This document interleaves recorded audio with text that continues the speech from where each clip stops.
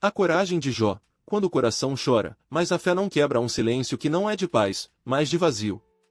É o silêncio que vem depois de perder tudo, os filhos, a casa, a saúde, até o chão sob os pés. E ainda assim, nesse silêncio, há uma voz que não se cala. Não é um grito de revolta, nem um sussurro de desespero. É uma pergunta, baixa, quase inaudível, que atravessa a noite como um suspiro. Por quê? Essa pergunta, feita por um homem que já teve tudo e perdeu tudo, ecoou por milênios. Seu nome era Jó. E sua história não é apenas sobre sofrimento. É sobre o que acontece quando o coração chora, mas a fé não quebra. Vamos voltar no tempo, para uma terra distante, onde o sol nasce sobre planícies douradas e o vento carrega o cheiro de incenso e de ovelhas pastando. Nesse lugar, vivia um homem chamado Jó. Ele não era rico por acaso, nem sortudo por coincidência. Jó era um homem justo, reto, temente a Deus e afastado do mal. Tinha 7 filhos e 3 filhas. 1000 ovelhas, 3000 camelos, 500 juntas de bois, 500 jumentas, e uma grande servidão. Era considerado o maior de todos os homens do Oriente. Sua prosperidade não era apenas material, era espiritual. Sua casa era um altar vivo. Cada manhã, ele oferecia holocaustos pelos filhos, temendo que eles, em seus corações, tecem pecado contra Deus. Sua fé não era uma performance. Era a respiração. Era o ar que ele respirava. Mas há um lugar, além dos céus, onde uma conversa se desenrola, não entre homens, mas entre o divino e o que o desafia. Satanás, aquele que anda a terra percorrendo-a, vem diante do Senhor e diz: Jó só te serve porque tu o abençoaste. Tira tudo o que ele tem, e ele te maldirá na tua face. Deus, que conhece o coração do homem como ninguém conhece, responde: está em teu poder tudo o que ele tem, somente não estenda a mão sobre ele. E assim, o teste começa. Não com trovões, nem com relâmpagos. Não com fogo do céu que consome. Mas com mensageiros, um após o outro, chegando como sombras ao entardecer. O primeiro, os bois estavam arando, e as jumentas pastando perto deles, quando os sabeus atacaram, levaram tudo e mataram os servidores. Só eu escapei para trazer-te a notícia. Antes que Jó pudesse respirar, o segundo chega. O fogo de Deus caiu do céu e queimou as ovelhas e os servidores, e eu só escapei. O terceiro, os caldeus formaram 3 grupos, atacaram os camelos, levaram-nos e mataram os servidores. Só eu escapei. E então, o quarto, o que quebra a alma, seus filhos e filhas estavam comendo e bebendo na casa do irmão mais velho, quando um vento forte veio do deserto, acertou os 4 cantos da casa, e ela caiu sobre eles. Todos morreram. Só eu escapei para trazer-te a notícia. Jó não gritou. Não rasgou suas vestes em fúria. Não amaldiçoou o nome de Deus. Ele se levantou, rasgou seu manto, rapou a cabeça, gesto antigo de luto profundo, e caiu no chão. E então, adorou. Disse: no saí do ventre de minha mãe, e no tornarei para lá. O Senhor deu, e o Senhor tirou, bendito seja o nome do Senhor. Em toda aquela perda, não houve pecado nos seus lábios. Não houve blasfêmia. Apenas dor. E adoração.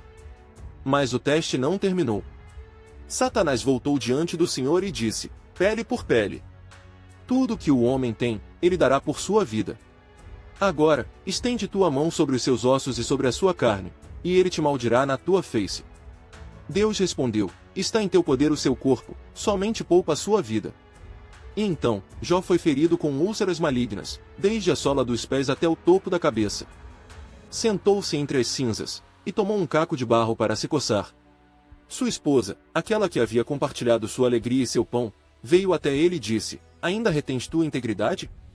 Maldiz a Deus e morre. Mas Jó lhe respondeu: tu falas como uma das mulheres tolas. Aceitaremos o bem da mão de Deus, e não aceitaremos também o mal. Nesse momento, mesmo na dor física que o consumia, ele não pecou com os lábios. Seus 3 amigos, Elifaz, Bildade e Zofar, vieram consolá-lo. Ficaram 7 dias e 7 noites sentados no chão ao seu lado, sem dizer uma palavra, pois viram que sua dor era muito grande. Mas quando finalmente falaram, não trouxeram consolo. Trouxeram acusações. Diziam que seu sofrimento era punição por pecados ocultos. Que ele devia se arrepender. Que Deus não aflige o inocente. Jó, porém, sabia da sua inocência. Ele não negava que Deus era justo. Mas não entendia por que aquele justo estava sendo tratado como um culpado. E então, começou a questionar. Não com ira, mas com angústia sincera. Por que me fizeste nascer? Por que não me deixaste morrer no ventre? Ele desejava um mediador, alguém que pudesse colocar sua mão tanto sobre Deus quanto sobre ele. Ele clamava por uma audiência diante do Todo-Poderoso. Não para rebelar-se, mas para entender. E foi nesse clamor, nessa luta silenciosa da alma, que aconteceu o ponto de virada. Não foi quando Deus lhe respondeu com trovões e relâmpagos, embora ele tenha respondido assim. Foi quando Jó, no meio de sua confusão e dor, ainda escolheu buscar. Ele não virou as costas. Não abandonou a oração. Mesmo sem respostas, ele continuou a falar com Deus. E quando finalmente o Senhor respondeu do redemoinho, não explicando o porquê do sofrimento, mas revelando sua grandiosidade na criação, Jó não precisou de todas as respostas. Ele precisou apenas de uma coisa, saber que Deus estava lá. Que ele o via. Que ele o ouvia. E naquele momento, Jó disse, eu sabia que tu podes fazer todas as coisas, e que nenhum de teus propósitos pode ser frustrado. Ouvi-te de ouvidos, mas agora meus teus olhos me veem. Por isso, me arrependo, e faço penitência em pó e em cinza.